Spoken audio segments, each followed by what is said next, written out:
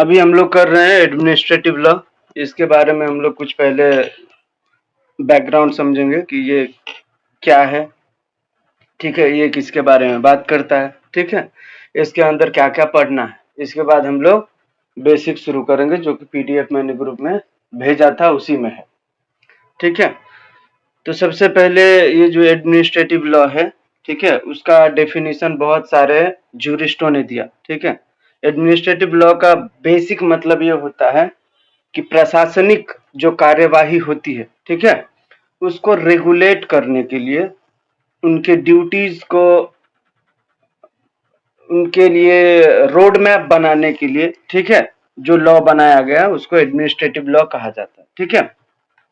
ये गवर्नमेंट के किसी भी एजेंसी पर, किसी भी गवर्नमेंट के अंडर फॉर्म होने वाले किसी भी ऑर्गेनाइजेशन पर, ठीक है, उनके जो अथॉरिटीज हैं, जो वर्क करते हैं, उनके ऊपर ये निगरानी रखता है, ठीक है, एडमिनिस्ट्रेटिव लॉ।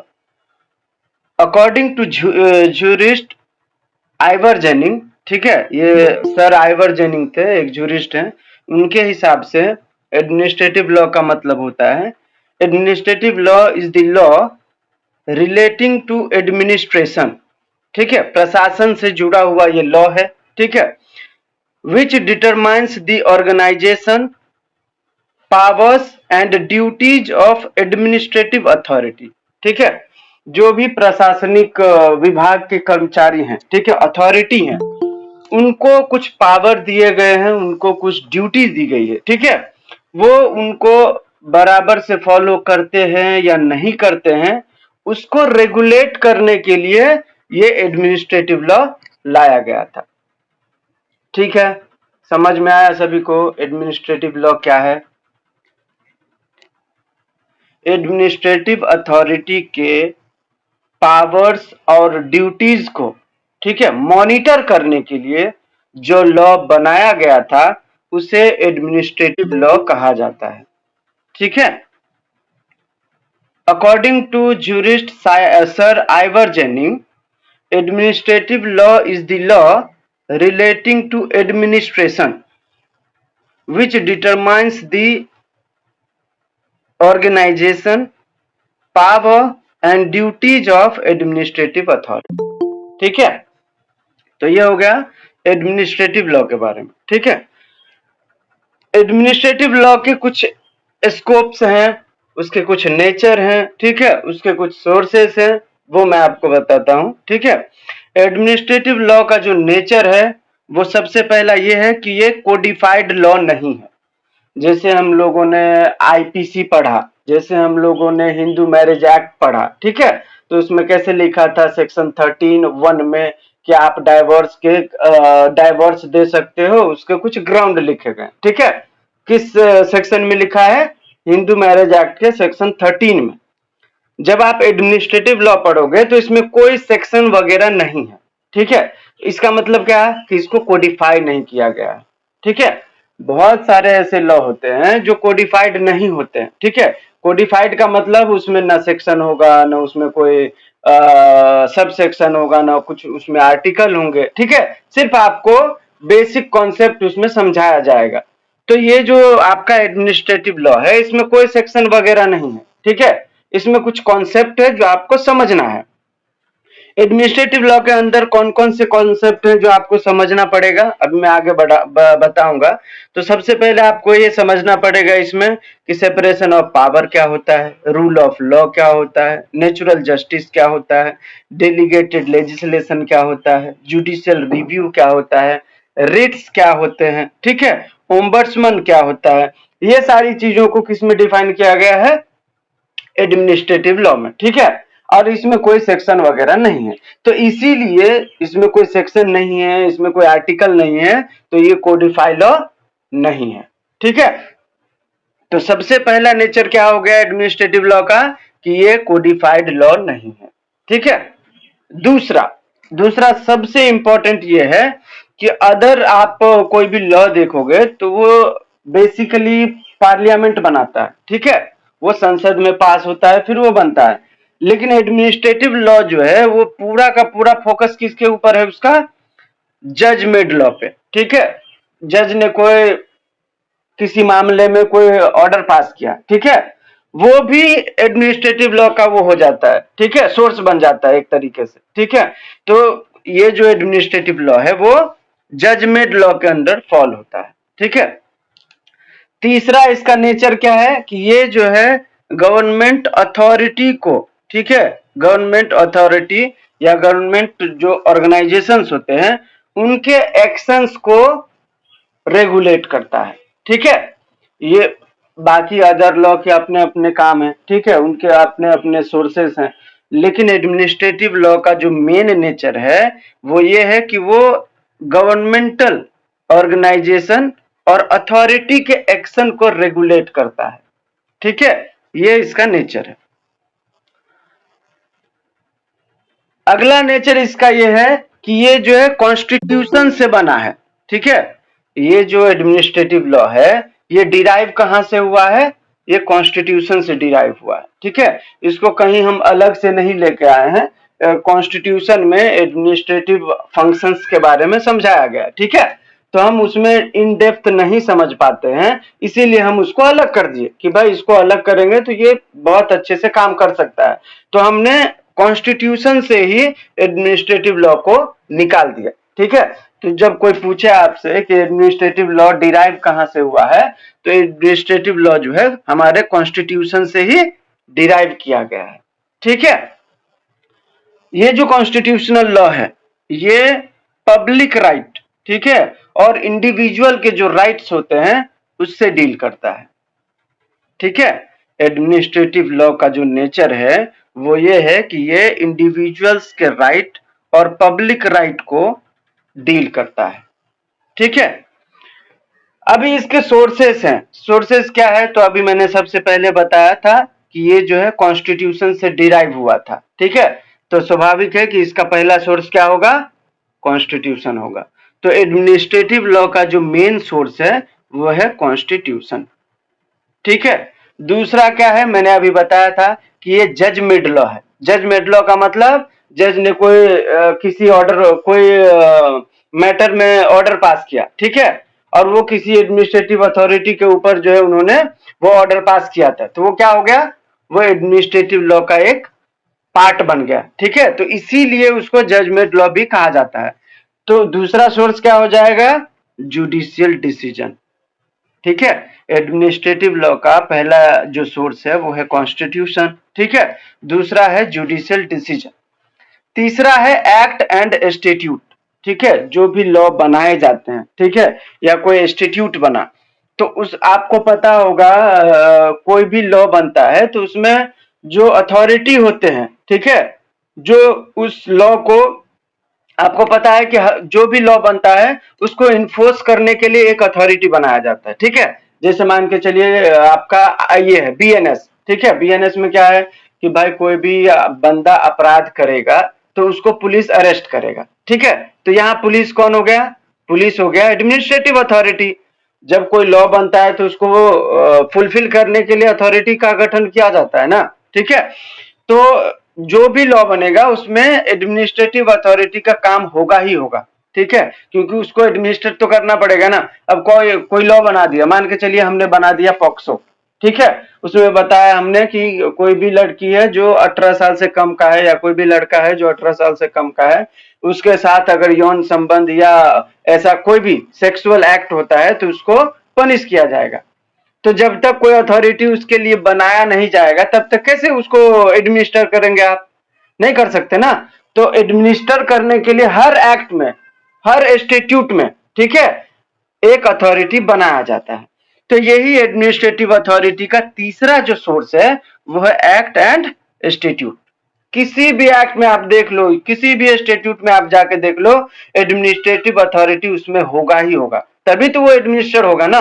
नहीं तो आप कोई लॉ बना दो उसको इन्फोर्स ही नहीं कराओ, उसके लिए कोई अथॉरिटी ही नहीं होगा तो फिर कैसे इन्फोर्स होगा वो, ठीक है। तो तीसरा सोर्स एक्ट एंड इंस्टीट्यूट है। चौथा है रूल्स एंड रेगुलेशन। अगर कोई गवर्नमेंट कोई रूल निकालती है, रेगुलेशन निकालता है, ठीक है, तो वो भी एडमिनिस्ट्रेटिव लॉ का सोर्स हो जाता है। कैसे, जैसे देखिए आपने सुना होगा, सुना क्या, आपने देखा होगा कोरोना में गवर्नमेंट कोई रूल निकालती थी, कि भाई बिना मास्क के कोई बाहर नहीं जाएगा, ठीक है। तो एडमिनिस्ट्रेटिव अथॉरिटी क्या करते थे, उसी को एक मतलब गाड़ी पे डीजे वीजे लगा के पूरे पब्लिक में बता देते थे कि अब बिना मास्क के कोई बाहर नहीं निकलेगा। तो गवर्नमेंट जब कोई रूल या रेगुलेशन निकालता है ना, तो वो भी एडमिनिस्ट्रेटिव अथॉरिटी के लिए एक लॉ बन जाता है, ठीक है, और वो एक सोर्स का काम करता है।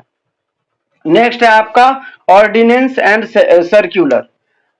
आपको पता होगा जब संसद में कोई सत्र का टाइम नहीं होता है, ठीक है, जैसे शीतकालीन सत्र होता है, ठीक है, आपका मॉनसून सत्र होता है, पार्लियामेंट जब बैठती है, कभी कभी वो उस बीच में कोई गैप हो जाता है, ठीक है, जैसे अभी मान के चलिए शीतकालीन सत्र था, तो अभी आएगा मॉनसून सत्र, तो बीच में गैप है, लेकिन कोई ऐसे हादसे हो गए जिसमें लॉ बनाने की जरूरत है और अभी पार्लियामेंट बैठेगी नहीं, ठीक है।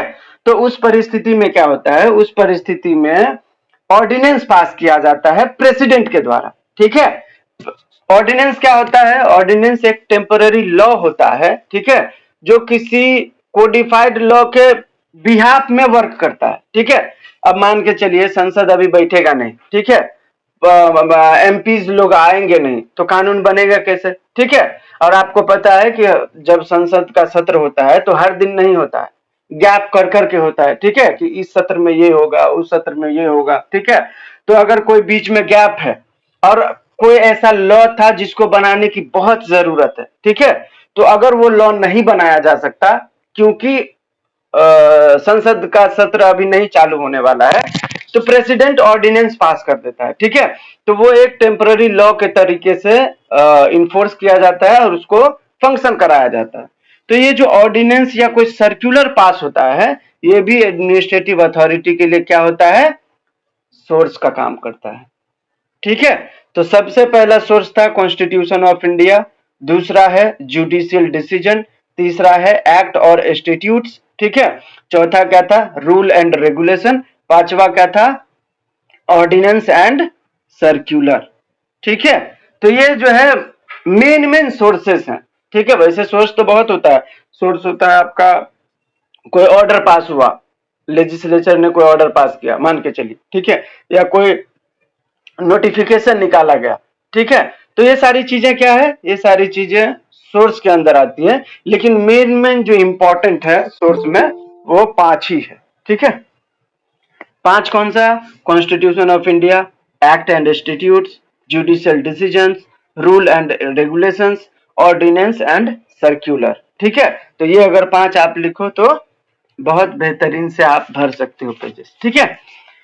अब आते हैं मेन चीज पर, ठीक है। ये जो एडमिनिस्ट्रेटिव लॉ है हमारा, एडमिनिस्ट्रेटिव लॉ के अंदर कौन कौन फॉल होता है, जितने भी मंत्री हैं, मुख्यमंत्री है, पीएम है, आरबीआई है, सेबी है, ट्रिब्यूनल हैं, ठीक है, मेयर, पार्षद, जितने भी मतलब जो आपका गवर्नमेंट का जो वर्क होता है, ठीक है, उसको एडमिनिस्ट्रेट करने के लिए जितने भी अथॉरिटी हैं वो सब इसके अंदर कवर हो जाते हैं, हमेशा याद रखना, ठीक है।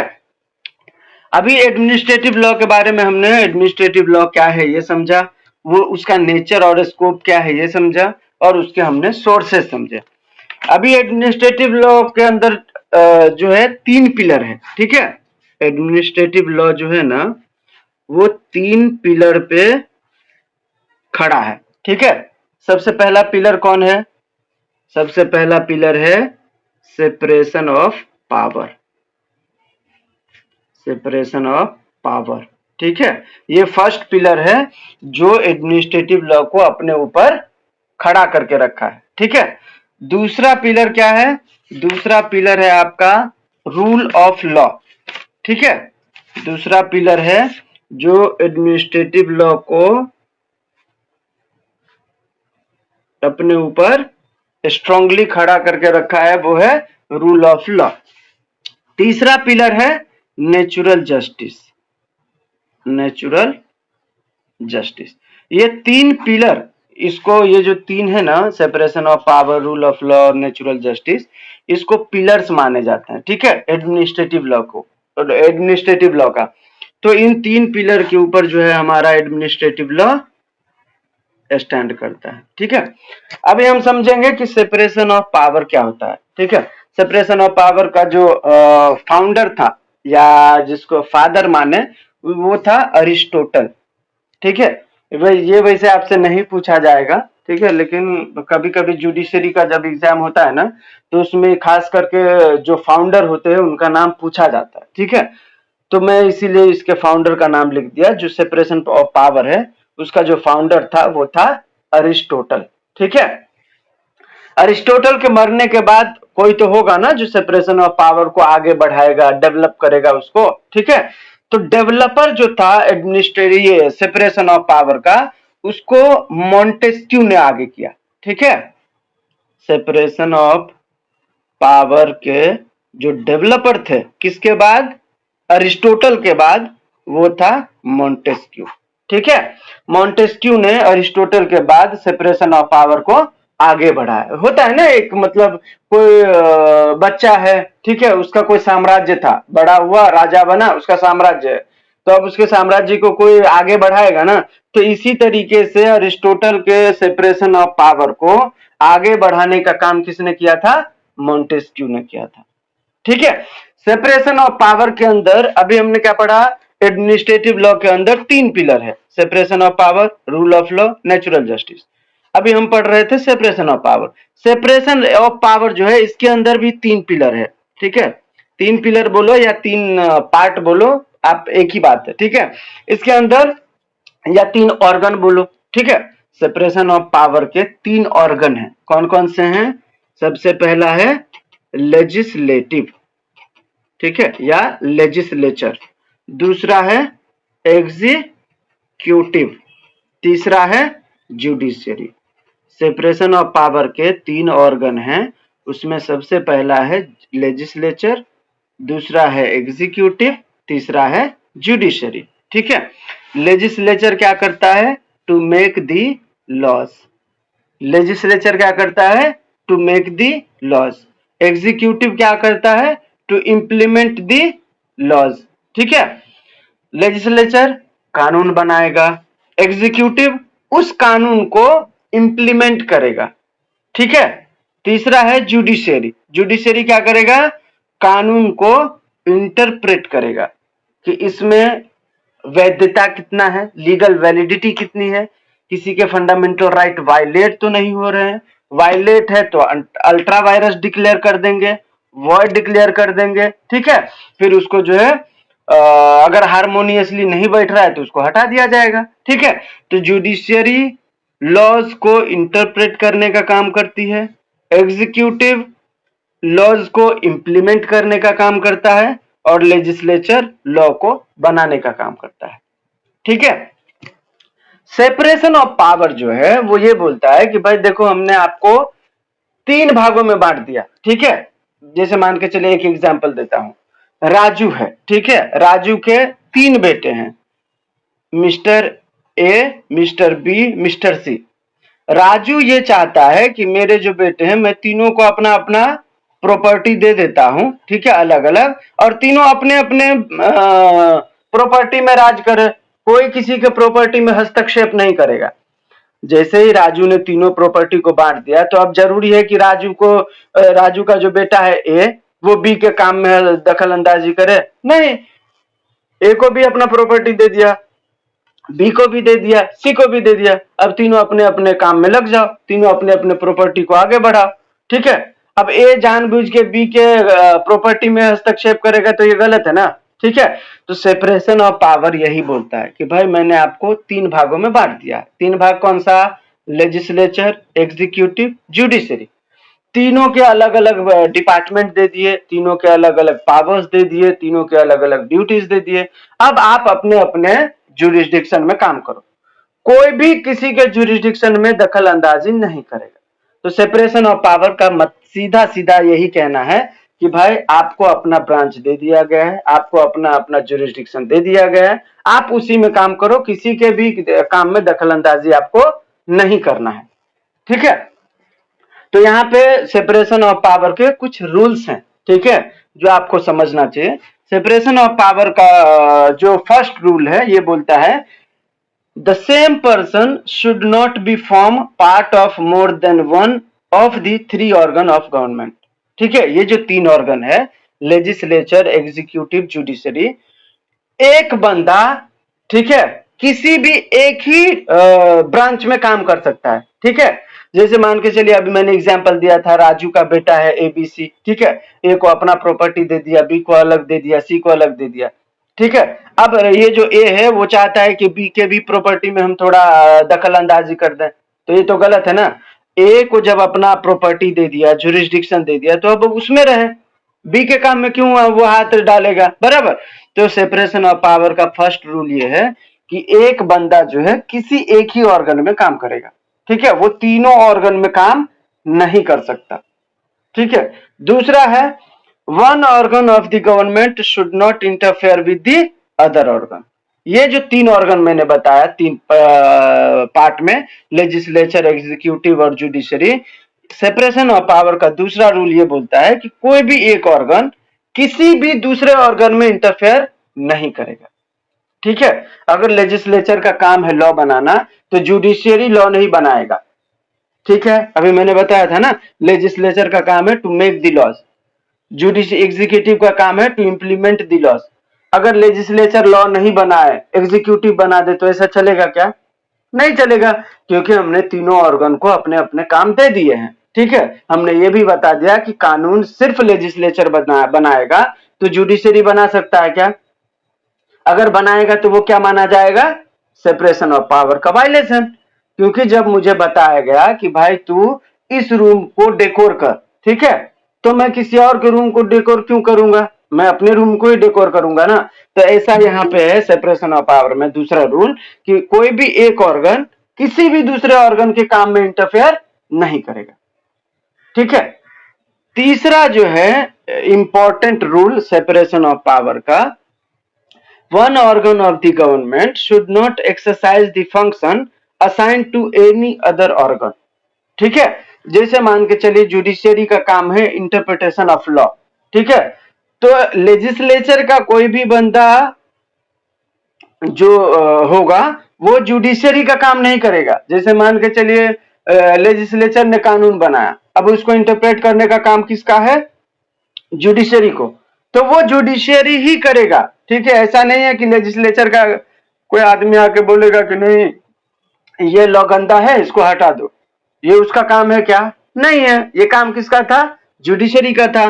तो तीसरा रूल यही बोलता है कि कोई भी जो वन ऑर्गन है, ठीक है, उनके जो भी फंक्शंस है वो वही फंक्शन फुलफिल करेंगे, दूसरे के कोई भी जो काम होंगे, जो असाइन उनको किया गया होगा फंक्शन, वो फुलफिल नहीं करेंगे। ठीक है, उनके काम में वो दखल अंदाजी नहीं करेंगे। तो ये 3 मेन इसका जो था ये था क्या बोलते हैं रूल। लेकिन आपको बता दूं, हमारा जो संविधान है, हमारे जो भारत में सेपरेशन ऑफ पावर का जो प्रिंसिपल है वो एकदम रिजिड नहीं है। ठीक है, रिजिड का मतलब कि एकदम स्ट्रॉन्ग अलग अलग नहीं है। आपने देखा होगा कि प्रेसिडेंट है, प्रेसिडेंट कौन होता है? प्रेसिडेंट को एग्जीक्यूटिव का हेड माना जाता है। ठीक है, प्रेसिडेंट को एग्जीक्यूटिव का हेड, ठीक है, एग्जीक्यूटिव का हेड का मतलब कि कोई भी एग्जीक्यूटिव डिपार्टमेंट है उसको अगर हटाना है तो प्रेसिडेंट एक झटके में उसको हटा सकता है। ठीक है, तो एग्जीक्यूटिव हेड कौन होता है? वो होता है प्रेसिडेंट। लेकिन आपको पता है कि जब जुडिशियरी में सुप्रीम कोर्ट किसी बंदे को फांसी देता है, ठीक है, उसको उसके फांसी को माफ करने का पावर भी किसको है? प्रेसिडेंट को है। तो इनडायरेक्टली हमने क्या किया? एग्जीक्यूटिव के किसी बंदे को जुडिशियरी के ऊपर हस्तक्षेप करने का अधिकार दे दिया। जब प्रेसिडेंट एग्जीक्यूटिव हेड है, ठीक है, तो प्रेसिडेंट जुडिशियरी से ऊपर कैसे जाएगा? जबकि यहाँ पे है, यहाँ पे कैसे है? जब सुप्रीम कोर्ट किसी को फांसी देता है तो प्रेसिडेंट उसको माफ कर सकता है, तो फिर ये तो जुडिशरी से ऊपर हो गए, बराबर। तो इसी तरीके से ये जो हमारा प्रेसिडेंट ये है सेपरेशन ऑफ पावर, इंडिया में इसको एब्सोल्यूट रिजिड नहीं माना जाता। ठीक है, कि मतलब स्ट्रांगली अलग अलग ही काम करेगा। कुछ ऐसे फंक्शंस है जो आपस में मिलकर भी करते हैं। आपको पता होगा ये क्या बोलते हैं, निर्भया वाला कांड जो हुआ था, उसमें क्या कहा था सुप्रीम कोर्ट ने कि इसके ऊपर लॉ बनाने की जरूरत है, और सेंटर को आदेश दिया था कि इसके ऊपर लॉ बनाए, जबकि आदेश देने का अधिकार सुप्रीम कोर्ट को नहीं है। सुप्रीम कोर्ट का काम क्या है, इंटरप्रेट द लॉ, बराबर। लेकिन यहाँ पे दे दिया था, अभी हाल ही में प्रेसिडेंट को दिया था कि आपको 3 महीने के अंदर जो है किसी भी बिल पे जो है आप ये साइन करके देना होगा, बराबर। हाँ 1 मिनट, हाँ सतीश सर लेता हूँ आपका सवाल। तो मतलब कहने का मतलब ये है कि हमारे भारत में जो है, in India separation of power is not followed strictly, ठीक है। फॉलो होते हैं, 99% फॉलो होता है, लेकिन वो स्ट्रिक्टली फॉलो नहीं होता। कभी कभी हम किसी के काम, जैसे मान के चलो अभी मैंने एग्जांपल बताया प्रेसिडेंट वाला, प्रेसिडेंट का पावर लेजिस्लेचर के अंडर भी आता है, मालूम है। जब पार्लियामेंट नहीं बैठता है तो प्रेसिडेंट ऑर्डिनेंस पास करके कानून बना देता है, बराबर। जबकि एग्जीक्यूटिव डिपार्टमेंट का हेड होने के नाते उनको लेजिस्लेचर के काम में दखल अंदाजी करना चाहिए था क्या? नहीं करना चाहिए था, बराबर। जुडिशरी के काम में भी उन्होंने हस्तक्षेप कर दिया, माफ कर दिया फांसी के ये सजा याफ्ता कैदी को, बराबर। तो कहने का सार यह है कि सेपरेशन ऑफ पावर हमारे भारत में स्ट्रिक्टली फॉलो नहीं होता है। यहां तक समझ में आया सभी को? किसी को कोई डाउट हो? अब आते हैं केस लॉ पे, ठीक है। हर अभी जो मैंने 3 पिलर बताया था, तीनों पिलर के आपको एक एक केस लॉ याद रखना चाहिए, ठीक है, एक एक दो दो, तो आपको एग्जाम में बहुत मतलब इजी लगेगा, क्योंकि आपने पढ़ा रहेगा। तो इसके अंदर ये जो अपना सेपरेशन ऑफ पावर है, यहाँ पे 2 केस आया था, ठीक है। पहला है Kesavananda Bharati versus state of Kerala का केस, सभी को पता होगा।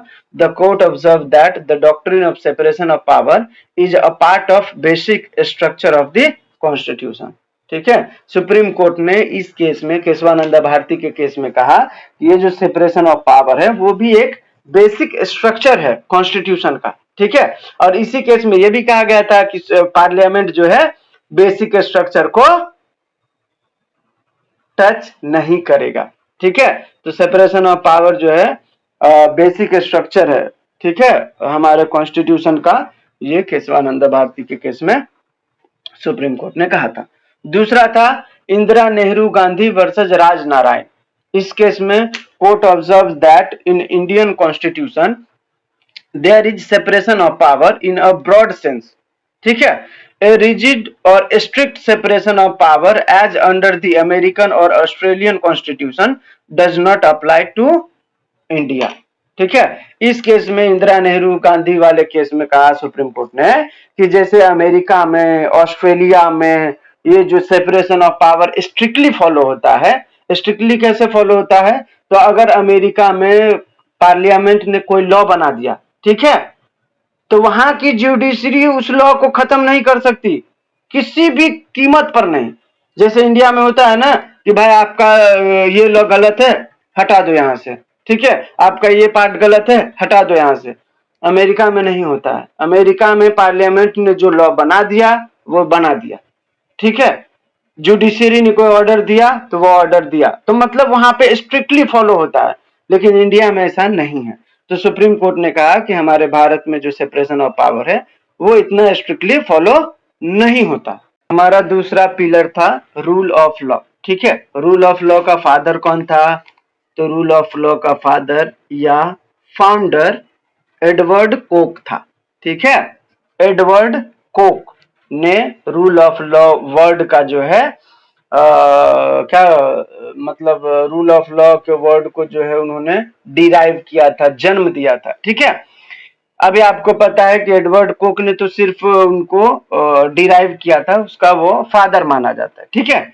इसके डेवलपर कौन थे? इसके डेवलपर थे एवी डाइसी, ठीक है। एडवर्ड कोक के बाद रूल ऑफ लॉ को आगे बढ़ाने का काम किसने किया था? एवी डाइसी ने किया था, ठीक है। रूल ऑफ लॉ जो है एक लैटिन वर्ड से बना था, ठीक है। लैटिन वर्ड क्या था? ला लीगैलिटी, ठीक है। ला लीगैलिटी, ला लीगैलिटी का मतलब था कि प्रिंसिपल ऑफ लीगैलिटी, ठीक है। जो वैध है उस प्रिंसिपल को आपको जो है फॉलो करना है, तो इसी से बना था हमारा रूल ऑफ लॉ, ठीक है। According to Dicey rule of law के अंदर तीन ऑर्गन है, जो अभी हमने पढ़ा था ना सेपरेशन ऑफ पावर के अंदर तीन ऑर्गन थे, बराबर। तो एवी डाइसी के हिसाब से रूल ऑफ लॉ के अंदर भी क्या है, तीन पार्ट है, ठीक है, तीन ऑर्गन है। क्या क्या है? फर्स्ट है रूल ऑफ लॉ का ऑर्गन सुप्रीमेसी ऑफ लॉ, ठीक है, सुप्रीमेसी ऑफ लॉ। दूसरा क्या है? इक्वलिटी ऑफ लॉ, ठीक है, equality of law. Supremacy of law का मतलब लॉ सबसे ऊपर है, ठीक है, law is supreme. Equality of law का मतलब कानून सबके लिए बराबर है, ठीक है, कानून के सामने सब बराबर है, सब इक्वल है।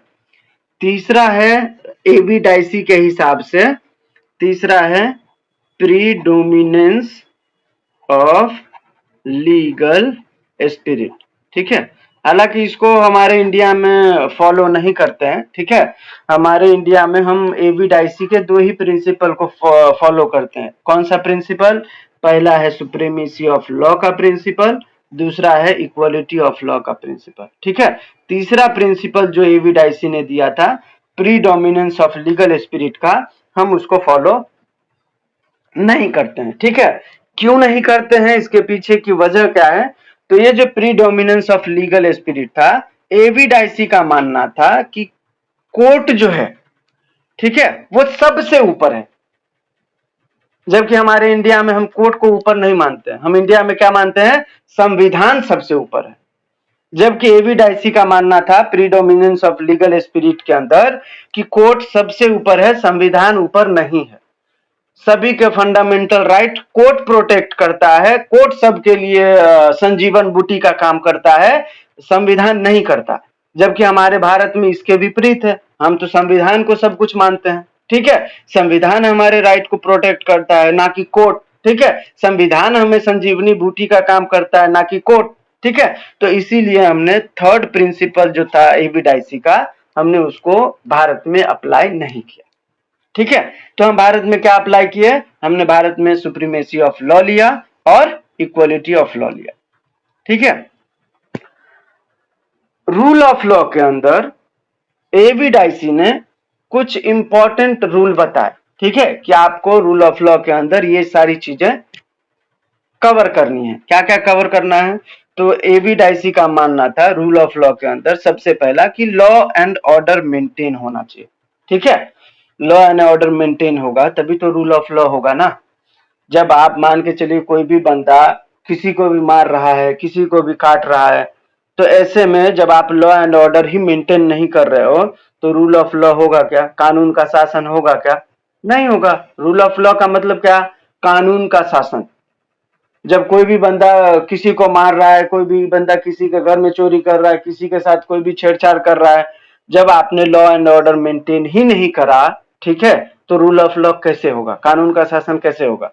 तो एबी डाइसी ने कहा कि रूल ऑफ लॉ को इन्फोर्स करने के लिए आपको ये 7 रूल याद रखना है। सबसे पहला लॉ एंड ऑर्डर मेंटेन करना है, ठीक है। दूसरा, रूल जो होगा वो फिक्स्ड होगा, ठीक है, कि भाई रेप किए हो तो तुमको फांसी ही मिलेगा।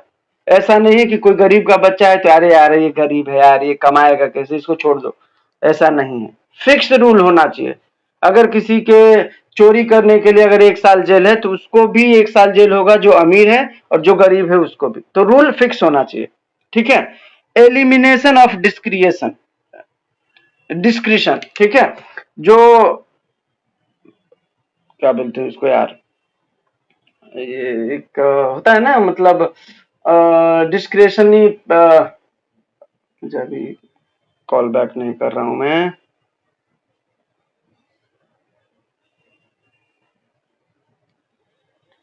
हाँ, ये क्या बोलते हैं, जैसे आपको पता होगा हर अथॉरिटी के पास डिस्क्रिशनरी पावर होता है, ठीक है। जैसे जज के पास होता है, किसी अथॉरिटी के पास होता है, किसी क्या बोलते हैं उसको, ट्रिब्यूनल के पास होता है। तो हर किसी के पास एक डिस्क्रिशनरी पावर होता है, ठीक है। तो ये जो रूल ऑफ लॉ है, इसका मानना है कि एबी डाइसी का कि ये जो डिस्क्रिशन है उसको एलिमिनेट करने की जरूरत है, ठीक है, उसको खत्म करने की जरूरत है। अगर आप सबको अपने अपने डिस्क्रिप्शन दे देंगे, पावर दे देंगे, तो फिर वो मिसयूज करेगा, ठीक है, फिर रूल ऑफ लॉ नहीं रहेगा।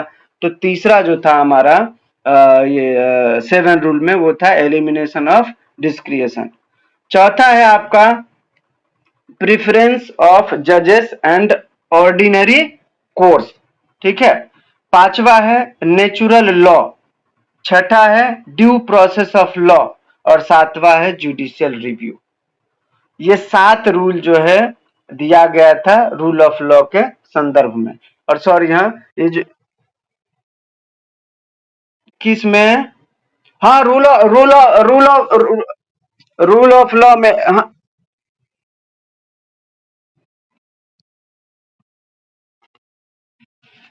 मैंने जो पीडीएफ भेजा है मैडम, उसमें सारा कवर है, ठीक है। आपको मैं अभी स्क्रीनशॉट मार के भेज दूंगा, ठीक है। अगर उसमें नहीं, हाँ, अगर उसमें नहीं रहेगा तो मैं अभी जो बनाया हूँ, मैंने जो बनाया है ना वो थोड़ा रफ है, तो आप लोगों को कोई कोई वर्ड समझ नहीं आएगा, ठीक है। तो चाहिए तो मैं इसका ना, सुनिए सुनिए, चाहिए तो मैं इसका फेयर बनाता हूँ, ठीक है, और शाम को आप लोगों को ग्रुप में डाल दूंगा, ठीक है। ओ, हाँ हाँ, चलेगा, ठीक है। तो ये हो गया आपके 7 रूल जो कि दिए गए थे रूल ऑफ लॉ के संदर्भ में। अभी अगला है हमारा, ये रूल ऑफ लॉ हमारे कॉन्स्टिट्यूशन के अंदर कहाँ कहाँ है, ठीक है। ये तो दिया था, किसने दिया था रूल ऑफ लॉ का, रूल ऑफ लॉ दिया था एबी डाइसी ने, ठीक है। एबी डाइसी ने जो रूल ऑफ लॉ दिया था वो हमारे भारत में भी तो अप्लीकेबल होता है, तो हमारे भारत में अप्लीकेबल होता है तो वो कॉन्स्टिट्यूशन में रहेगा। तो कॉन्स्टिट्यूशन में कहाँ कहाँ है, तो रूल ऑफ लॉ के बारे में हमारे कॉन्स्टिट्यूशन में प्रियम्बल में है। प्रियम्बल क्या बोलता है, जस्टिस, इक्वालिटी, लिबर्टी, ठीक है। ये तीनों किस में दिया गया है, प्रियम्बल में। दूसरा कहां है, आर्टिकल 14 में। आर्टिकल 14 क्या बोलता है, इक्वालिटी बिफोर लॉ। और कहां है कॉन्स्टिट्यूशन में, कॉन्स्टिट्यूशन के आर्टिकल 21 में है, क्या है, right to life and personal liberty, ठीक है। तो आर्टिकल 21 जो है राइट टू लाइफ और लिबर्टी की बात करता है, आर्टिकल 14 इक्वालिटी बिफोर लॉ की बात करता है, प्रियम्बल जो है जस्टिस और इक्वालिटी की बात करता है। तो हमारे भारत में, हमारे संविधान में ये 3 जो आर्टिकल है, 3 चीजें जो है वो रूल ऑफ लॉ के अंडर फॉल होता है, ठीक है। तो ये हो गया हमारे भारतीय संविधान के परिप्रेक्ष्य में। अब हम केस लॉ देख लेते हैं। तो पहला केस लॉ है Menaka Gandhi versus union of India. Law depriving life and personal liberty must be just, fair and reasonable. The law of procedure must not be arbitrary and evasive, ठीक है। सुप्रीम कोर्ट ने Menaka Gandhi versus union of India के case में कहा था, आपको पता होगा वो पासपोर्ट वाला था, ठीक है, जो मेनका गांधी के पासपोर्ट को सीज कर लिया गया था और उनको बोलने का मौका भी नहीं दिया गया था, ठीक है। तो सुप्रीम कोर्ट ने इसी केस में कहा था कि जब आप कोई प्रोसीजर वो चलाते हो किसी के ऊपर, जैसे मेनका गांधी के ऊपर चलाया था और उनका पासपोर्ट सीज कर लिया था, तो उन्होंने कहा था कि आर्बिट्ररी नहीं होना चाहिए, ठीक है, आपको उनकी बात भी सुननी चाहिए, वो क्यों जा रही है ये भी देखना चाहिए था, बराबर। और आप किसी के पर्सनल लिबर्टी को जो है कर्टेल नहीं कर सकते हैं। तो यही केस, ये जो है आपका मेनका गांधी के केस में आया था। अभी आपने देखा होगा ये ठग लाइफ मूवी का, अभी आप लोगों ने देखा था कंट्रोवर्सी, जिसने भी देखा होगा उनको पता होगा। सुप्रीम कर्नाटका हाई कोर्ट ने भी उनके केस को, फिल्म को रिलीज करने का मौका नहीं दिया, तो वो गए सुप्रीम कोर्ट, ठीक है। इस केस में हुआ क्या था, तो ये जो अपना कौन है यार, श्रुति हासन के पापा क्या है, कौन कौन है वो, हाँ हाँ, तो उनका उन्होंने वही है ना ठग लाइफ के एक्टर। तो उन्होंने ना शायद ये बोल दिया था कि तमिल से जो है कन्नड़ जन्म लिया है, ठीक है। तो ये जो कर्नाटका के लोग हैं उनको बुरा लगा कि हमें तमिल का वो बता दिया, ठीक है। तो उन्होंने हालांकि अपना सफाई भी दिया था, लेकिन कन्नड़ लोगों ने बोला कि आपने हमारी भाषा का अपमान किया है तो हम आपके मूवी को रिलीज नहीं होने दें। ठीक है, तो यही बात जो है कर्नाटका हाई कोर्ट में गया, इन्होंने ये ठग लाइफ वाले गए तो कर्नाटका हाई कोर्ट ने भी उनके मूवी को रिलीज नहीं होने दिया, उनको प्रोटेक्ट नहीं किया, तो ये गए सुप्रीम कोर्ट। तो सुप्रीम कोर्ट ने इस केस में हाल ही परसों ही बोला है, ठीक है, कि rule of law is above. ठीक है, अगर कोई मूवी बनाता है, सीबीएफसी ने उसको सर्टिफिकेट दे दिया है, तो स्टेट की ये ड्यूटी होती है कि वो फिल्म रिलीज हो। ठीक है, वैसे तो हर आदमी बोलेगा कि नहीं मैं ये मूवी रिलीज नहीं होने दूंगा, मैं ये नहीं होने दूंगा, मैं वो नहीं होने दूंगा, और 10-15 मॉब मिल के कुछ अपराध कारित कर देंगे, तो फिर रूल ऑफ लॉ कहाँ है, कानून का शासन कहाँ है फिर? जब कुछ लोग अपनी बात मनवाने के लिए, कोई एक्ट करने के लिए किसी का विरोध करते हैं, तो फिर रूल ऑफ लॉ कहाँ है? ये स्टेट का काम है ना। अगर कोई मूवी सीबीएफसी से पास हो जाता है तो वो रिलीज हो, चाहे कोई भी मूवी हो। तो सुप्रीम कोर्ट ने इसी केस में रूल ऑफ लॉ का जिक्र किया था।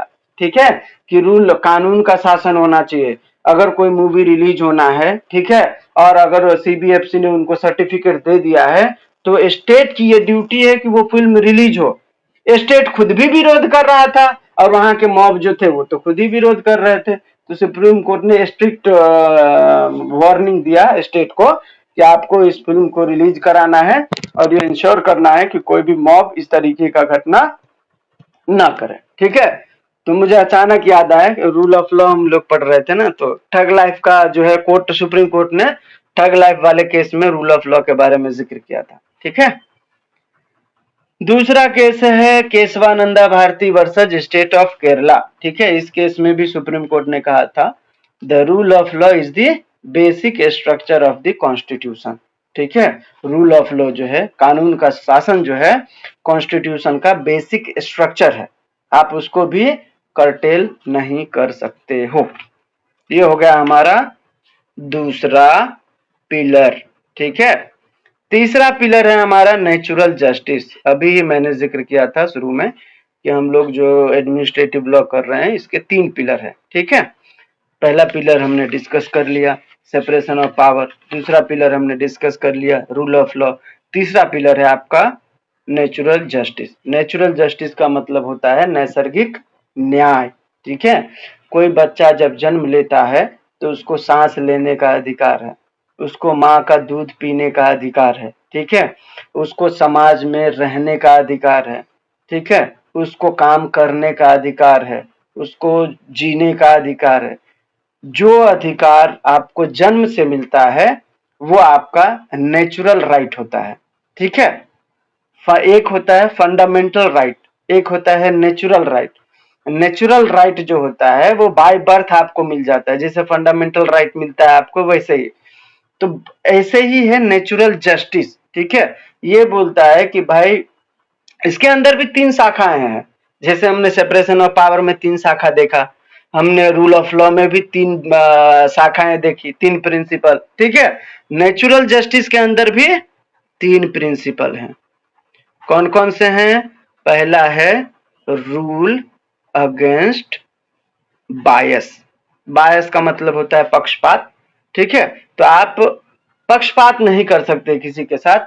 मान लीजिए मैं जज हूं, ठीक है, मेरे पास अगर 2 आदमी आता है, 2 केस है, एक केस लेके, एक होगा प्लेंटिफ, दूसरा होगा डिफेंडेंट, तो मुझे दोनों की सुननी है, मैं किसी एक के फेवर में जजमेंट नहीं दे सकता। ठीक है, तो नेचुरल जस्टिस यही बोलता है कि आप बिना पक्षपात के आप फैसला दोगे। ठीक है, तो पहला रूल अगेंस्ट बायस। दूसरा है rule of fair hearing. Rule of fair hearing. Fair hearing का मतलब क्या होता है कि दोनों पक्ष का सुनो। ठीक है, अगर किसी के पास एविडेंस है तो उसका लो, किसी के पास नहीं है तो उसको समय दो। ठीक है, कि भाई आप अपनी लेके आओ। ऐसा नहीं है कि सुजीत ने एविडेंस दिया और कोर्ट ने बोला सुजीत के पास एविडेंस है, चलो इसके पक्ष में, और राजू बोल रहा है सर मेरे पास है लेकिन नहीं मिल रहा है तो मैं उसका नहीं सुन रहा हूं। नहीं, फेयर हियरिंग का मतलब है कि दोनों पार्टी को आपको सुनना है, दोनों पार्टी को इक्वल मौका देना है, दोनों पार्टी को डिफेंड करने का पर्याप्त समय आपको देना है। ठीक है, तो ये होता है रूल ऑफ फेयर हियरिंग। तीसरा है रीजन्ड डिसीजन। ठीक है, नेचुरल जस्टिस का तीसरा प्रिंसिपल है रीजन्ड डिसीजन। रीजन डिसीजन का मतलब होता है कि आप जब कोई डिसीजन देते हो तो उसमें रीजन लिखिए कि आपने किस आधार पर यह फैसला सुनाया है। जैसे मान के चलिए कोर्ट में जब मैटर आता है, ठीक है, तो कोर्ट को पूरा मैटर समझ के फिर डिसीजन लेना होता है। तो वो डिसीजन सिर्फ एक लाइन का नहीं होना चाहिए कि मैं सुजीत को बेल दे रहा हूं, नहीं, सुजीत को मैं बेल क्यों दे रहा हूं वो पूरा स्पेसिफाई होना चाहिए। डिसीजन जो है आपका रीजन्ड होना चाहिए, मतलब डिटेल्ड में होना चाहिए। तो नेचुरल जस्टिस का जो तीसरा प्रिंसिपल है वो है रीजन डिसीजन। अभी देखिए, ये जो हमारा रूल अगेंस्ट बायस है वो एक मैगजीन पर बेस्ड है, ठीक है। कौन से मैगजीन पर? देखिए, नेमो ज्यूडेक्स इन कौजा सुवा, इस मैगजीन के ऊपर बेस्ड है हमारा क्या? रूल अगेंस्ट बायस, ठीक है। ये जो मैगजीन है ये बोलता है नो मैन शैल बी जज इन हिज ऑन केस, ठीक है। कोई भी बंदा अपने केस में खुद जज नहीं हो सकता, ठीक है। अगर वो खुद जज होगा तो फिर बायस करेगा ना, बराबर। तो बायस करेगा तो फिर यहाँ पे जो प्रिंसिपल बोल रहा है रूल अगेंस्ट बायस, फिर उसका फॉलो कहां होगा, बराबर। तो नेमो जुडेक्स इन कॉजा सुवा मैक्सिम है, ठीक है, जिसका मतलब होता है नो मैन शैल बी जज इन हिज ऑन केस। कोई भी बंदा अपने केस में जज नहीं हो सकता, जज होगा तो फिर बायसनेस आएगी, बराबर। तो बायसनेस के खिलाफ है हमारा पहला प्रिंसिपल। तो ये जो प्रिंसिपल है इसी मैगजीन पर बेस्ड है।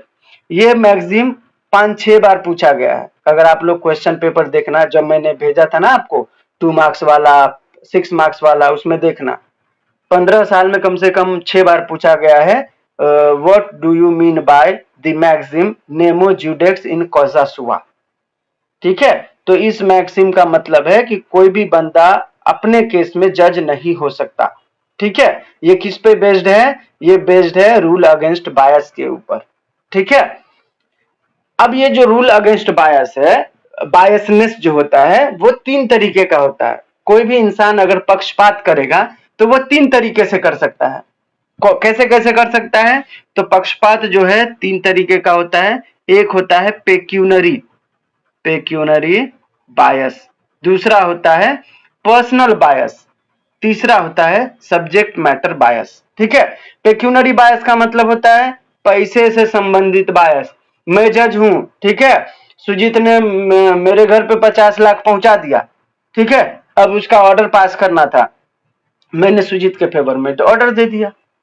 तो मैंने यहां पे कौन सा बायस किया है बताओ? करेक्ट, पेक्यूनरी बायसनेस आया हमारे अंदर, ठीक है, क्योंकि हमने धन को आगे रखा। दूसरा है पर्सनल बायस। पर्सनल बायस का मतलब होता है निजी, व्यक्तिगत, ठीक है। व्यक्तिगत का मतलब मैं हूं जज, ठीक है, और मेरा भतीजा मर्डर करके आया, अब मुझे फैसला सुनाना है, तो मैं अपने भतीजे को डेथ सेंटेंस दूंगा क्या? नहीं दूंगा। क्यों? क्योंकि वो मेरा भतीजा है। तो यहाँ पे मेरा जो बायसनेस होगा वो कौन सा होगा? पर्सनल बायसनेस होगा, ठीक है। तीसरा है सब्जेक्ट मैटर बायस, ठीक है। सब्जेक्ट मैटर बायस कैसे होगा? कोई कंपनी थी, ठीक है, कंपनी डूब गया, उस कंपनी में मेरा भी शेयर था, ठीक है। अब मैं हूं जज, मेरे कोर्ट में मैटर आ गया। अब मुझे, अगर मैं उस बंदे को इंसॉल्वेंट डिक्लेयर कर देता हूं तो फिर मेरा भी पैसा डूब जाएगा, मेरा भी शेयर डूब जाएगा, बराबर। और अगर मैं उसमें ऑर्डर दे देता हूं कि जितने भी शेयर होल्डर हैं आप उसको पैसा दोगे, इसके बाद आप अपनी कंपनी बंद करोगे, बराबर। तो यहाँ पे 2 ऑप्शन है, या तो उसको इंसॉल्वेंट डिक्लेयर कर दो तो वो किसी को नहीं देगा, या तो आप ऑर्डर दे दो कि नहीं, जितने भी शेयर होल्डर हैं उसको आपको शेयर दे के खत्म करना होगा फिर, ठीक है। तो मैं यहाँ पे अगर बोलता हूं कि जितने भी शेयर होल्डर है उसको पैसा दे दो और तब तुमको अपने आप को जो है सरेंडर करो, तो यहाँ पे जो मैंने बायसनेस किया है वो कौन सा है? सब्जेक्ट मैटर, ठीक है। क्योंकि जिस सब्जेक्ट का मैटर हमारे कोर्ट में आया है वो सब्जेक्ट मेरे से रिलेटेड है, क्योंकि उस कंपनी में मेरा भी शेयर है, ठीक है, मेरा भी प्रॉपर्टी उसमें लगा हुआ है। तो मेरा जो यहाँ पे बायसनेस है वो है सब्जेक्ट मैटर बायसनेस, समझ में आया सभी को? ठीक है, तो ये हो गया हमारा रूल अगेंस्ट बायसनेस का। ठीक है, मतलब रूल अगेंस्ट बायसनेस फर्स्ट। दूसरा है हमारा रूल ऑफ फेयर हियरिंग। अभी हम नेचुरल जस्टिस पढ़ रहे थे, उसमें 3 प्रिंसिपल था। पहला है रूल अगेंस्ट बायस, जिसमें हमने आपको बताया। दूसरा है rule of fair hearing. Rule of fair hearing मैंने आपको बताया कि फेयर हियरिंग का मतलब क्या होता है कि भाई आपको दोनों तरफ का सुनना है, दोनों तरफ को इक्वल मौका देना है पूरा। अगर कोई एविडेंस नहीं ला पाया है तो टाइम दीजिए, लेके आइए, बराबर, ताकि न्याय बराबर हो। बराबर, तो इसके अंदर भी एक मैक्सिम है। ये जो हमारा रूल ऑफ फेयर हियरिंग है, ये बेस्ड है कौन से मैगजीन पर? Audi alteram partem. ठीक है, ये जो हमारा दूसरा प्रिंसिपल है रूल ऑफ फेयर हियरिंग, ये बेस्ड है मैक्सिम ऑडी अल्टेरम पार्टम पर। ठीक है, जिसका मतलब होता है no one shall be condemned unheard, या हियर दी बोथ साइड। ये जो मैक्सिम है इसका बहुत सारा मतलब है। ठीक है, लेकिन कुल मिला के ये ऑडी अल्टेरम पार्टम का ये है कि आप दूसरे पक्ष को भी सुने। ठीक है, बिना दूसरे पक्ष को सुने आप जस्टिस नहीं दे सकते, न्याय नहीं दे सकते। ठीक है, तो रूल ऑफ फेयर हियरिंग जो है वो बेस्ड है ऑडी अल्टेरम पार्टम पर, जिसका ये मानना है कि हियर दी अदर साइड। ठीक है, दूसरे साइड का भी सुनिए, या इसी को और बोलते हैं no one shall be condemned unheard. ठीक है, वही मैक्सिम है, सेम बात है। ठीक है, तो यहाँ पे ये जो है हियर दी बोथ साइड, तो हियर दी बोथ साइड कैसे होगा? मान के चलिए मैंने केस कोर्ट में इनिशिएट किया, तो अब सामने वाली पार्टी को थोड़ी पता होगा कि भाई मैंने उसके खिलाफ केस किया है। ठीक है, तो फेयर हियरिंग का मतलब क्या कि भाई आप सामने वाले को बताओ कि आपने केस किया है उसके ऊपर, तभी तो वो अपनी बात रखेगा ना। बराबर, तो नोटिस देने का अधिकार, उसको रिटर्न स्टेटमेंट फाइल करने का अधिकार, एविडेंस देने का अधिकार, कोर्ट में अपनी बात रखने का अधिकार, ये सारा अधिकार जो है आपका रूल ऑफ फेयर हियरिंग के अंदर सामने वाले को दिया जाता है।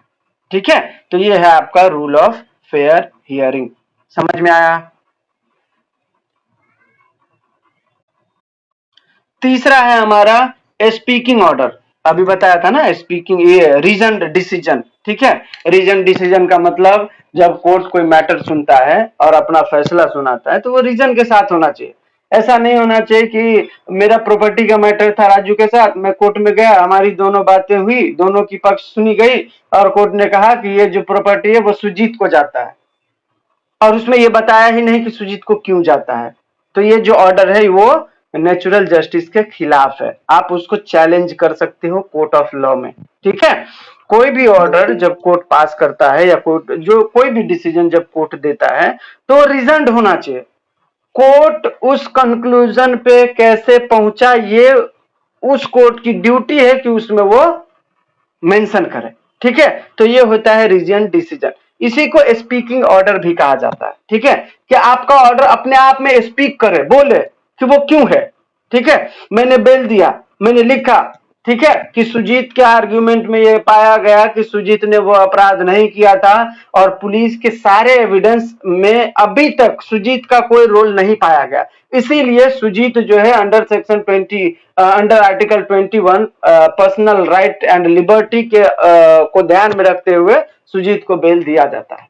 ठीक है, तो अब कोर्ट ने डिसीजन क्या दिया वो पूरा क्लियर है ना? क्लियर यह है कि पुलिस के पास अभी तक सुजीत के खिलाफ कुछ नहीं मिला, पहला। दूसरा, सुजीत ने जो भी दलीलें दी है अभी तक सुजीत के हिसाब से सुजीत के पक्ष में जा रहा है। ठीक है, और तीसरा, आर्टिकल 21 बोलता है कि किसी भी बंदे का पर्सनल लिबर्टी वायलेट नहीं होना चाहिए। तो इस तीनों को ध्यान में रखते हुए मैं सुजीत को बेल दे रहा हूं। बराबर, तो ये क्या हो गया? ये रीजन डिसीजन हो गया। अब यहाँ पे किसी को कंफ्यूजन होगा क्या कि सुजीत को बेल क्यों मिला? नहीं होगा, क्योंकि कोर्ट ने डिसीजन जो है एकदम रीजन के साथ दिया, लिख के दिया है। इसी को स्पीकिंग ऑर्डर भी बोलते हैं कि भाई कोई ऑर्डर हुआ है तो अपने आप में स्पीक कर रहा है, बोल रहा है, किसी की जरूरत ही नहीं है उसमें एक्सप्लेन करने की। ठीक है, क्योंकि वो ऑर्डर जो है अपने आप में डिसीजन के साथ बताया गया है डिटेल में कि ये ऑर्डर क्यों पास हुआ है। बराबर। तो ये है आपका रीजन डिसीजन, जिसको स्पीकिंग ऑर्डर भी कहा जाता है। तीसरा प्रिंसिपल ऑफ नेचुरल जस्टिस। यहां तक क्लियर है सभी को?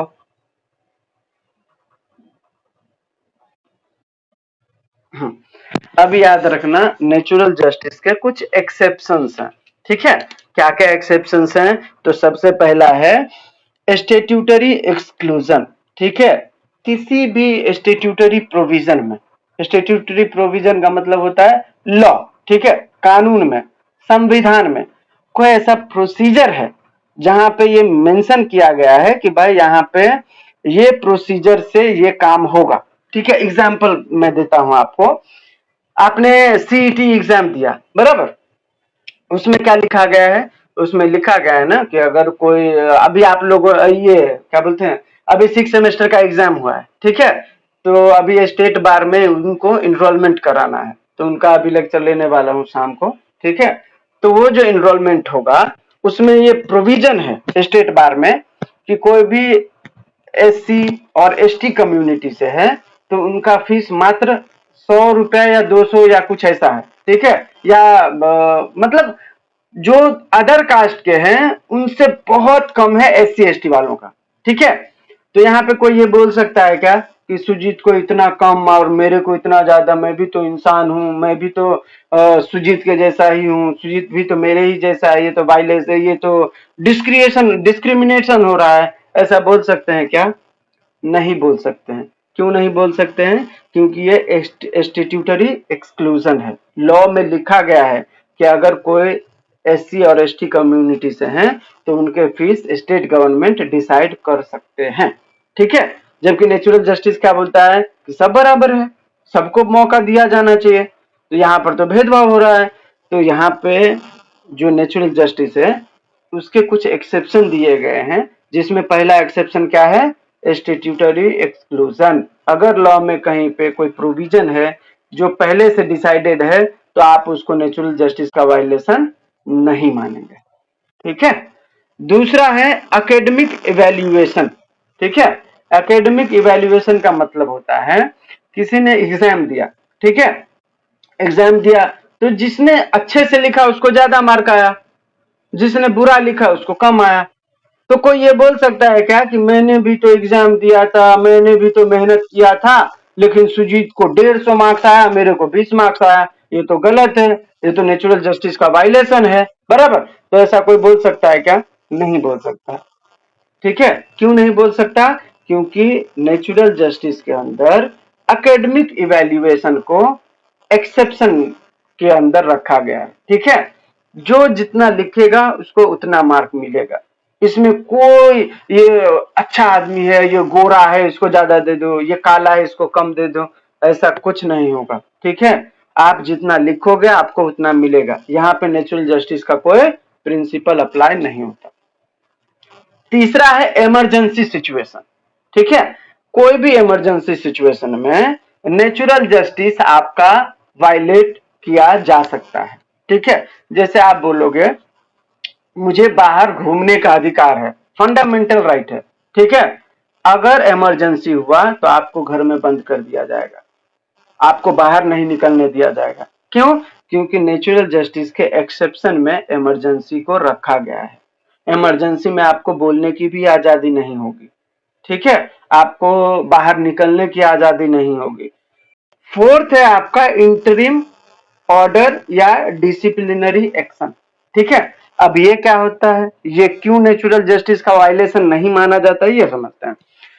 आपको पता होगा जब कोर्ट में कोई मैटर होता है, ठीक है, तो उसमें इंटरिम ऑर्डर पास होता है। इंटरिम ऑर्डर का मतलब होता है ये क्या बोलते हैं यार, अंतरिम, अंतरिम आदेश। जैसे मान के चलिए इंटरिम ऑर्डर पास होता है मेंटेनेंस के केस में, ठीक है, तो मेंटेनेंस के केस में जब मेंटेनेंस के लिए महिला केस फाइल करती है, ठीक है, तो कोर्ट दूसरे पक्ष का सुने बगैर, ठीक है, या उसको एक मौका दिया वो रिप्लाई नहीं कर पाया तो भी कोर्ट जो है ऑर्डर पास कर सकती है, इंटरिम ऑर्डर। ठीक है, कि इस महिला को इतना मेंटेनेंस फिलहाल मिलना चाहिए ताकि वो जीवन यापन कर सके। तो आप उस केस में ये नहीं बोल सकते हो कि आपने मुझे बोलने का मौका नहीं दिया। जैसे अभी आपने सुना होगा, अभी बहुत सारा मास लेवल पर जो है डिमोलिशन होता है, बुलडोजर लेके आ जाते हैं और तोड़ दिया जाता है, बराबर। कोर्ट में जब मैटर जाता है कभी कभी, तो कोर्ट तुरंत रोक लगा देता है, ठीक है, बिना उस सामने वाले अथॉरिटी को सुने कि भाई तुम अपनी बात रखना, लेकिन फिलहाल उसको रोको, ठीक है। फिर रोक लगा दिया जाता है तुरंत, और फिर बोलता है अब अपनी बात रखो, ठीक है। जबकि रूल क्या बोलता है? रूल ये बोलता है कि पहले आप दोनों पार्टी को सुनो, फिर ऑर्डर पास करो। लेकिन इंटरिम ऑर्डर एक ऐसा ऑर्डर होता है जिसमें कोर्ट एक पक्ष का सुन के, जो विक्टिम हो, ठीक है, जो ग्रीवेंसेज को झेला हो, ठीक है, जिसको दुख हुआ हो, उसकी बात सुन के कोर्ट जो है ऑर्डर पास कर देता है।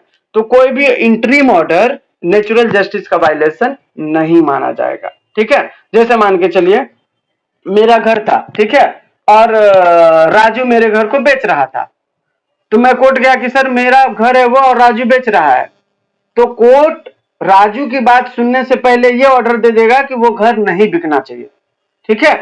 तो ये क्या हो गया? ये हो गया इंटरिम ऑर्डर।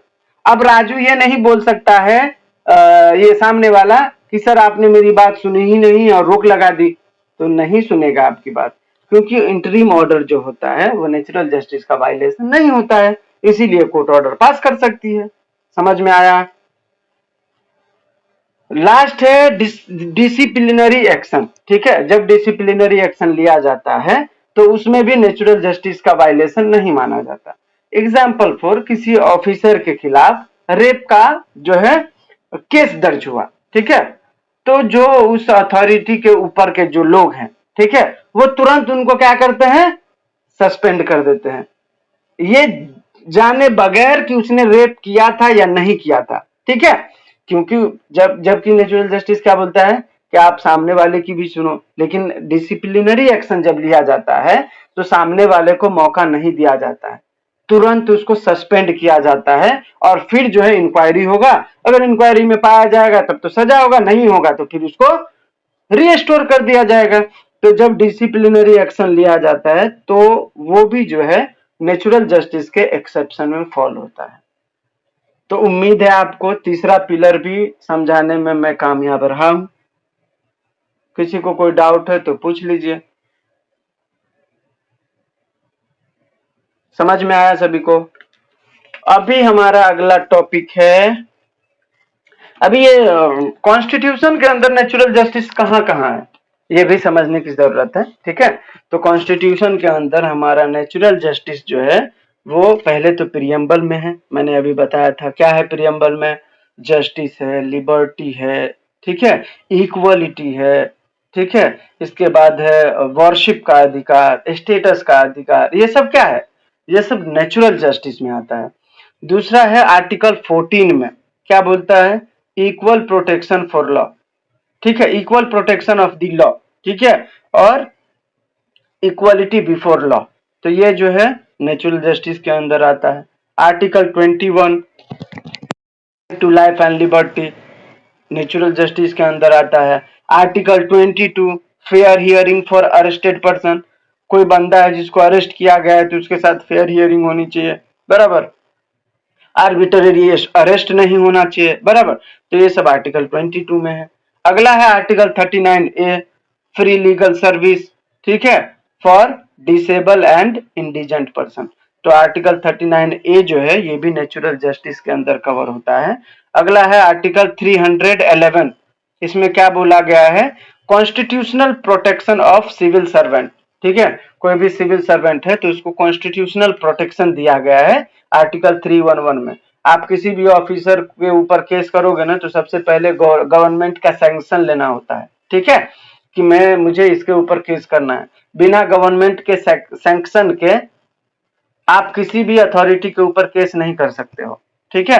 तो ये प्रोटेक्शन दिया गया है आर्टिकल 311 में। लास्ट है आर्टिकल 32, आर्टिकल 226 कॉन्स्टिट्यूशनल सॉल्यूशन दिया हुआ है जब आपके फंडामेंटल राइट वायलेट होंगे तो आपको बताया था मैंने प्रीवियस लेक्चर में जब हम लोग सेकेंड सेमेस्टर में थे कि आर्टिकल 32 में फंडामेंटल राइट को प्रोटेक्ट करने के लिए सुप्रीम कोर्ट के पास पावर है, जिसमें रिट्स को सुप्रीम कोर्ट इंटरटेन करते हैं, ठीक है। रिट कितने टाइप का होता है? 5 टाइप का होता है। इसी तरीके से आपके फंडामेंटल राइट को प्रोटेक्ट करने के लिए आर्टिकल 226 में हाई कोर्ट को पावर दिया गया है। ठीक है, तो ये हो गया ये। इसके बाद आर्टिकल है 136, इसमें दिया गया है एसएलपी के बारे में, स्पेशल लीव पिटिशन। जब आपका कोई भी मैटर किसी कोर्ट में है और आपको जो लगता है कि आपका यहाँ पे नेचुरल जस्टिस वायलेट हुआ है, तो आप सुप्रीम कोर्ट में जाइए। सुप्रीम कोर्ट भी अगर आपका मैटर इंटरफेयर नहीं कर रहा है तो आप उसको एसएलपी के तौर पर कोर्ट में दीजिए। ठीक है, एसएलपी का मतलब यहाँ पे होता है कि इमरजेंसी सिचुएशन में, ठीक है, आप जो है सुप्रीम कोर्ट में अपील कर सकते हो कि भाई मेरे पास अब कोई ऑप्शन नहीं है सिवाय आपके पास आने के, तो उसको बोला जाता है एसएलपी, जिसका जिक्र आर्टिकल 136 में दिया गया है। ठीक है, तो ओवरऑल जो है ये सारे आर्टिकल नेचुरल जस्टिस को कवर करता है, जो कि हमारे कॉन्स्टिट्यूशन के अंदर मेंशन किया गया है। ठीक है, नेचुरल जस्टिस के 2 केस लॉज हैं जो बहुत इंपॉर्टेंट है। ठीक है, पहला है आपका मेनका गांधी वाला केस, ठीक है, जिसमें पासपोर्ट सीज कर दिया गया था और उसको बोलने का मौका ही नहीं दिया था।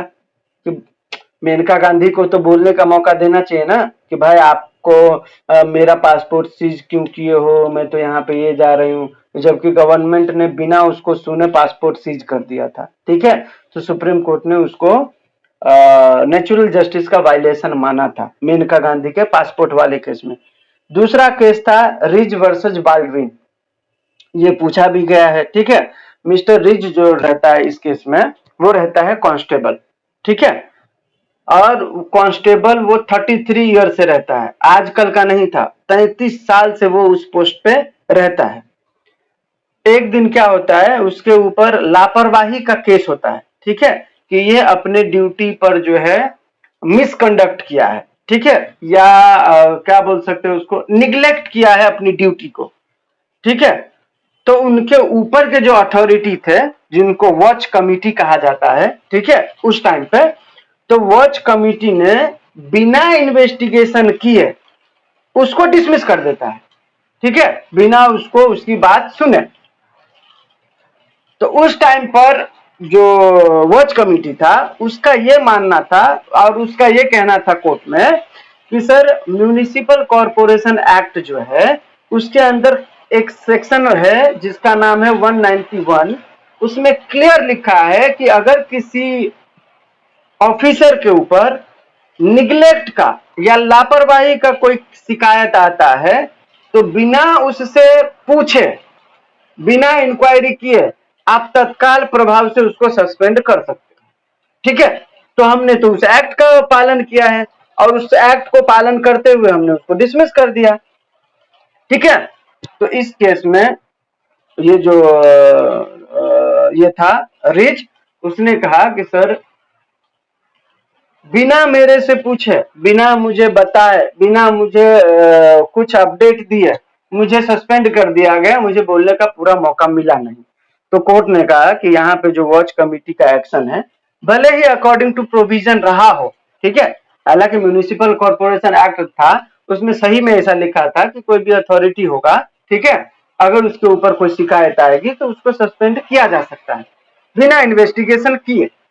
तो कोर्ट ने माना कि वॉच कमिटी ने जो किया वो भले ही अकॉर्डिंग टू प्रोविजन हो, ठीक है, लेकिन बिना रिज को अपनी बात रखे सस्पेंड करना ये नेचुरल जस्टिस का वायलेशन तो है।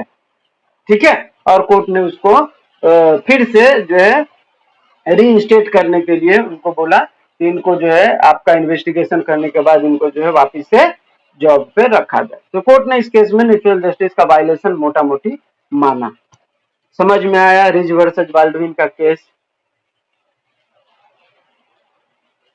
किसी को कोई doubt?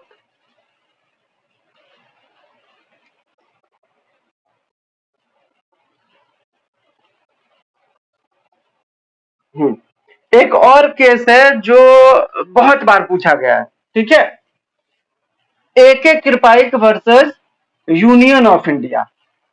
A K. Kraipak versus union of India का केस है 1970 का। ठीक है, ये भी बहुत लैंडमार्क है नेचुरल जस्टिस के मामले में। इसमें क्या होता है, जम्मू कश्मीर गवर्नमेंट जो है एक पोस्ट पर वैकेंसी निकालता है, ठीक है।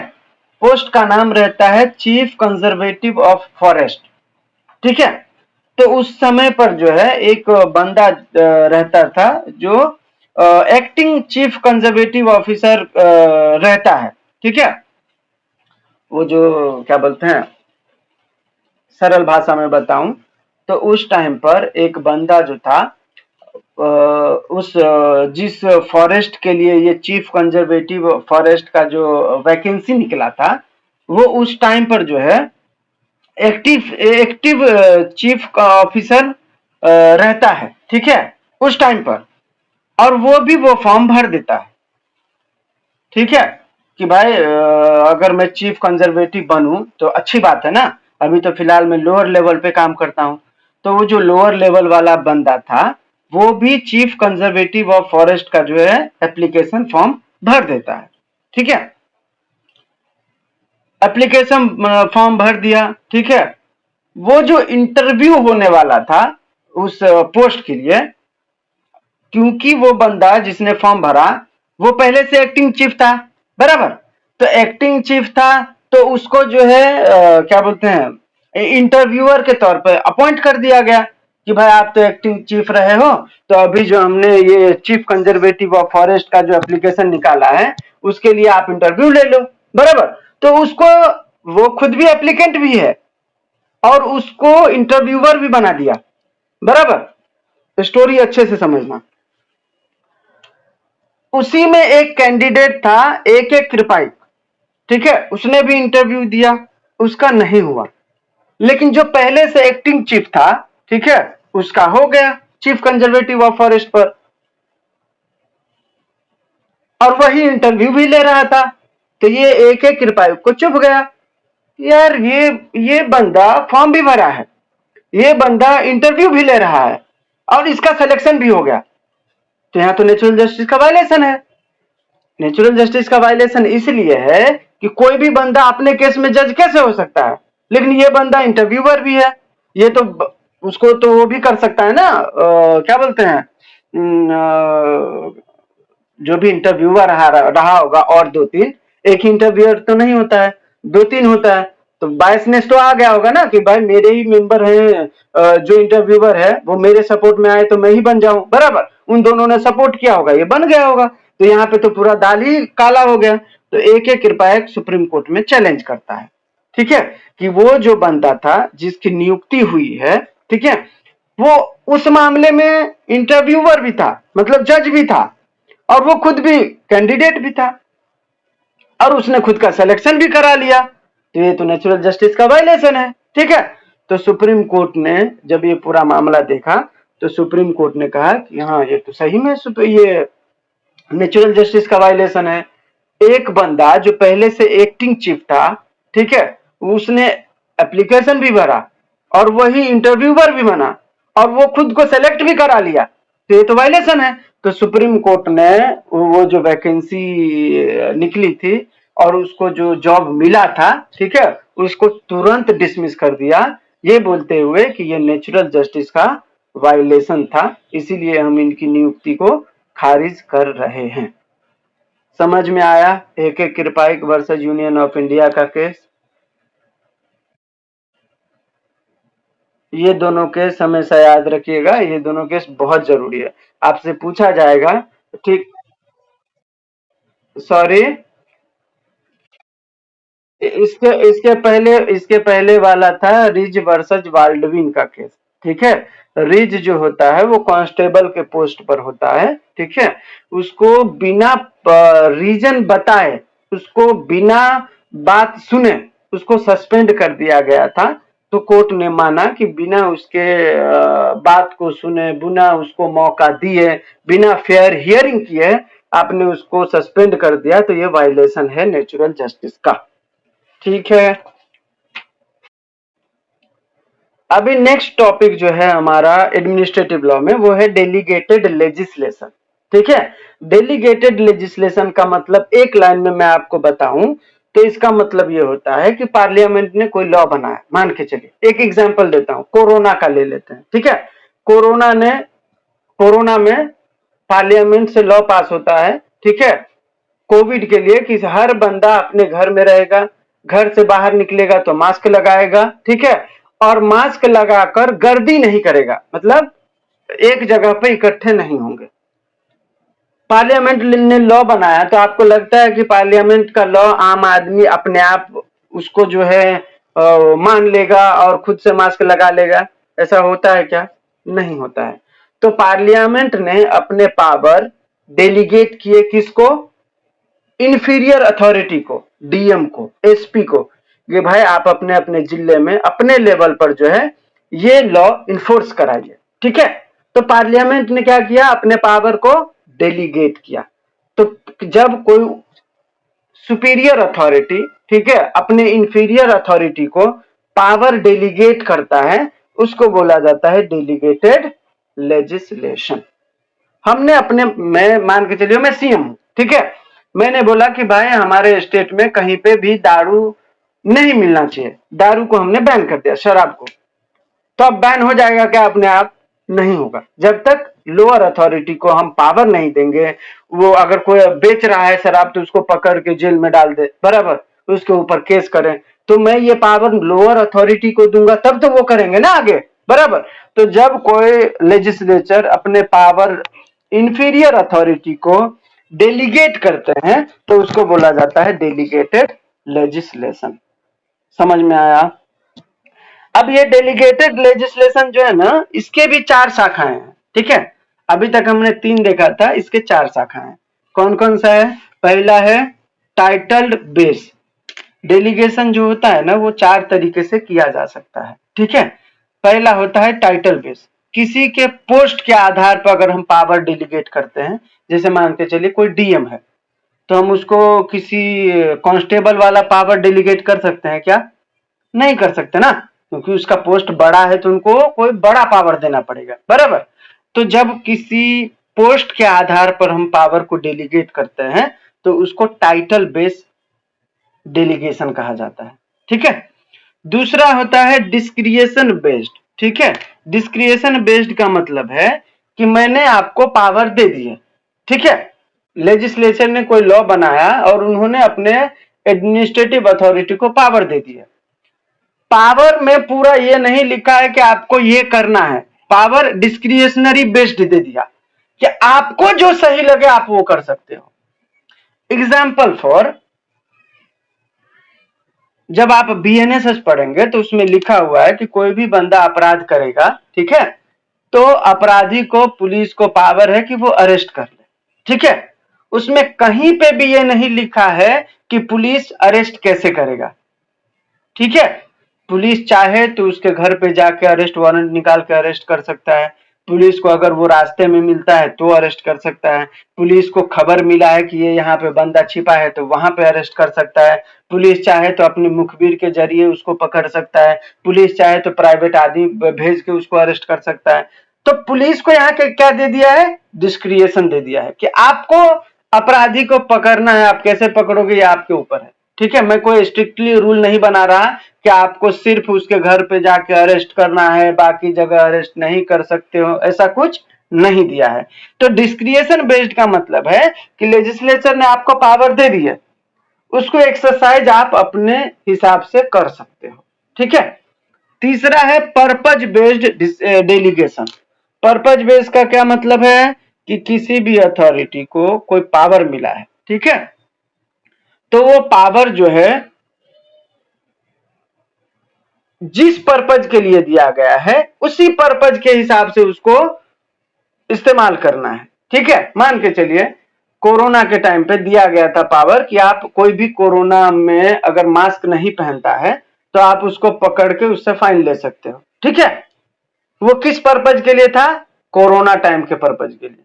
अब अभी अगर कोई बंदा मास्क नहीं पहनता है तो उसको पकड़ के पुलिस अंदर कर सकती है क्या? पैसा ले सकता है क्या? नहीं ले सकता। क्यों? क्योंकि उस टाइम पे उस पर्पज के लिए वो पावर डेलीगेट किया गया था, ठीक है। तो जब हम किसी पर्पज के लिए पावर डेलीगेट करते हैं तो उस पर्पज को फुलफिल होते ही वो पावर क्या होते हैं?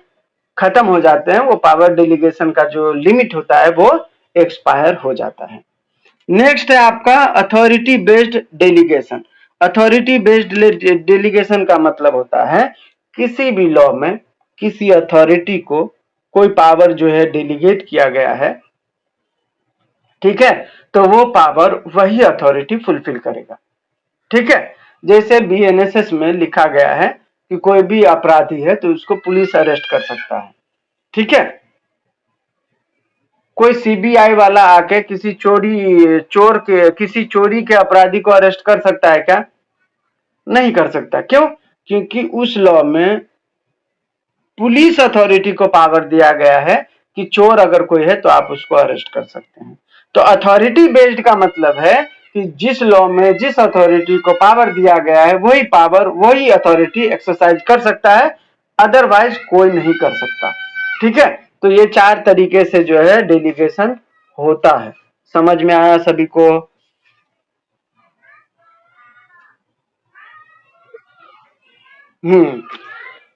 नेक्स्ट टॉपिक है आपका इंपॉर्टेंट, जुडिशियल रिव्यू।